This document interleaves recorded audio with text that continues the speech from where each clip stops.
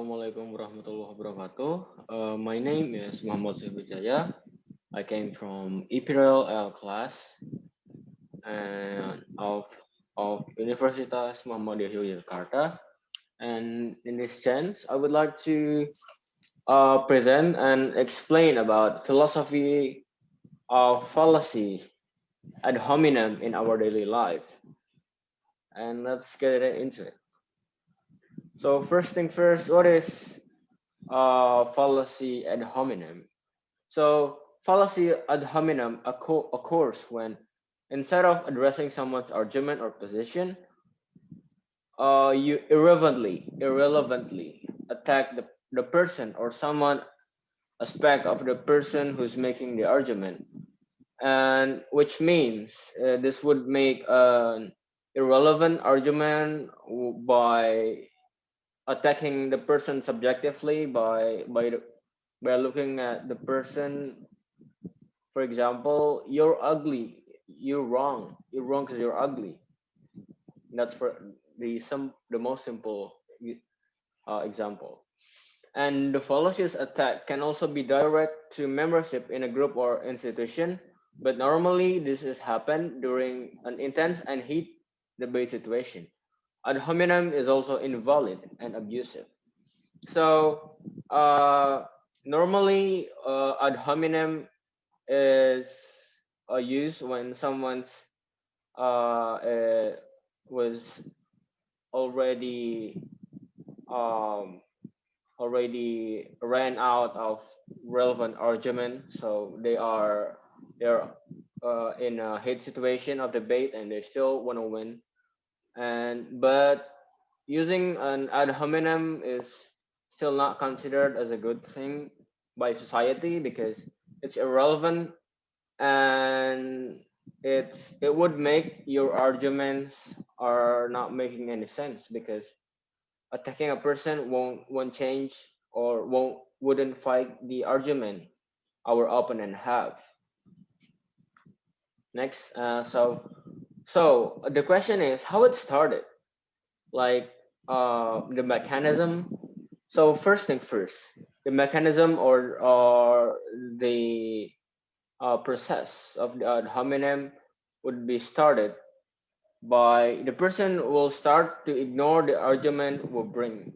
So, for example, we are making some relevant argument, and we tackled all the argument they have, and after that, they are kind of ran out of argument, and then they started to offense ourselves, not our argument, but they offense ourselves subjectively by our look, by our social status, and many others. The example is, for example, I have no business career, but as a government, I would make a better economy for the people. And the person attacked me like, you have no economical experience. You cannot do that. Now that is also considered as an ad hominem because he's still attacking myself, not the actual argument I offered in the debate. And the second is the arguer uh, in subjectively attacking the person instead of the objective argument. So yeah, based on I say that the person, the opponent would attack us by attacking ourselves as a person, not the argument we bring and we offer to the person, to the others. And by that, it will makes the arguer looks bad. And this is often happen in politics debate, and yeah, mostly this kind of argumentum ad hominem uh, also happen in political party debate or any hit debate that really exposed the public.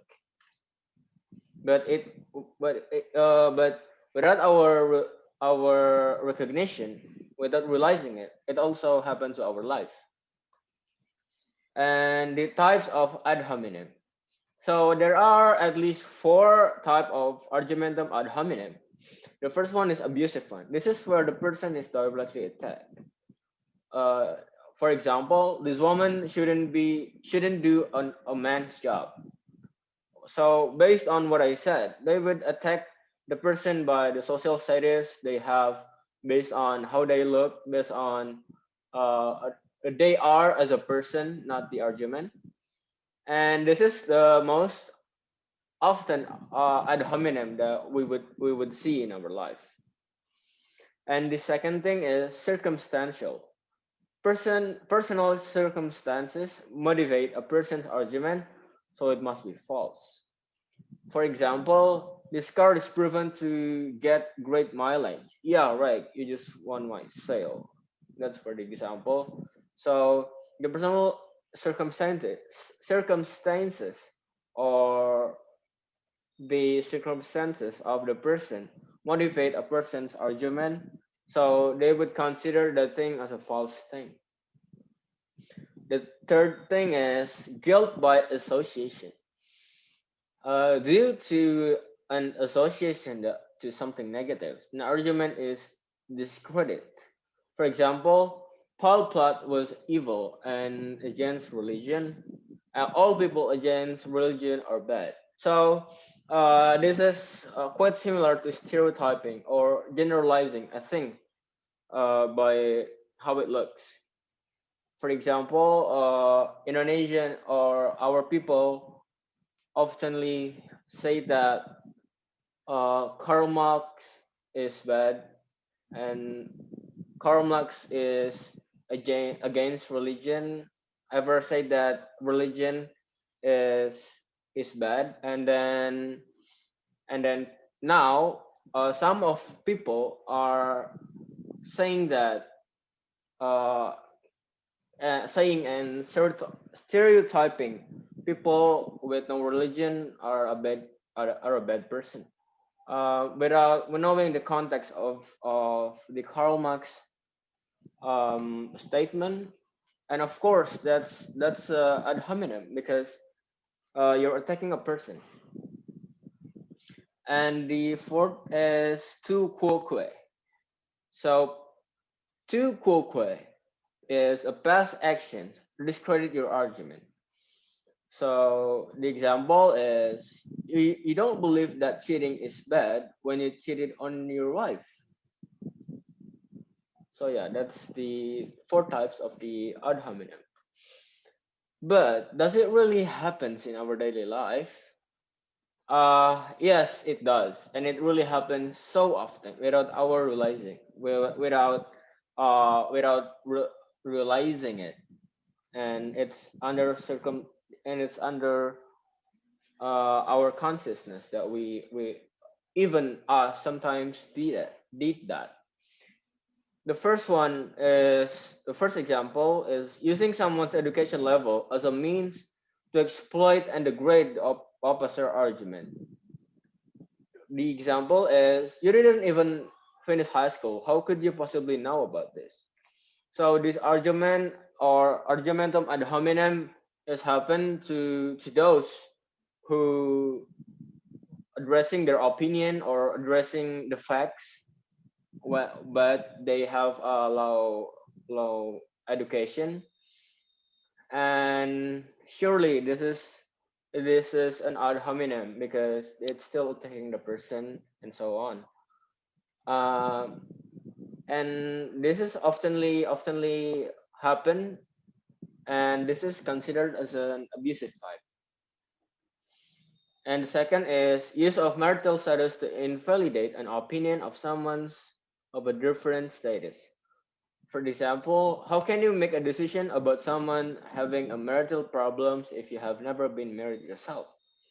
So yeah, this is also often happen in our life that people would judge us when we haven't been in one accident and we give someone an advice about that thing. And yes, this is an ad hominem. This is so often happen in our life without considering our knowledge about the thing that someone faced. And the third one is stating the ethnicity of the opposing individual keeps him from formulating a valuable opinion.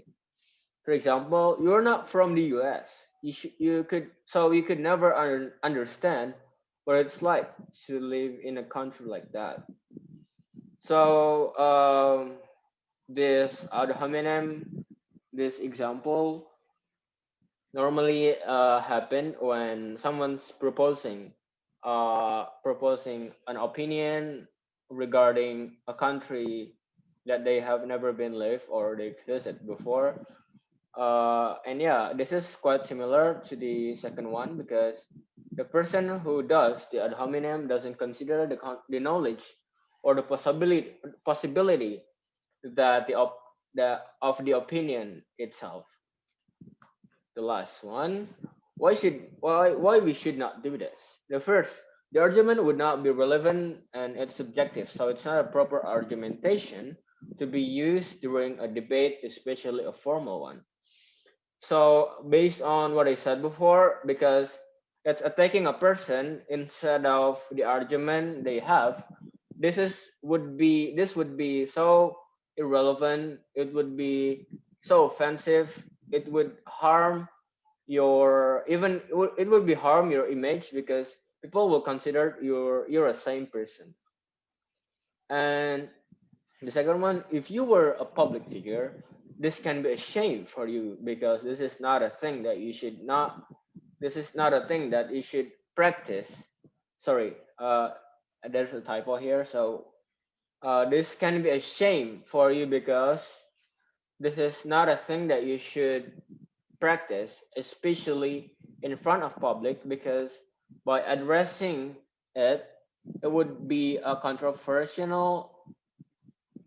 It would be a controversial uh, one, just like many politicians out there who uses ad hominem to beat their competitors and their rivals. And yeah, many politicians did this. Many public figures did this, and their name, their reputation are getting down because people realize that they have been addressing an invalid, an abusive argument during a debate or any circumstances where he appeared an argumentum ad hominem. That's all from me. Thank you. Wassalamualaikum warahmatullahi wabarakatuh.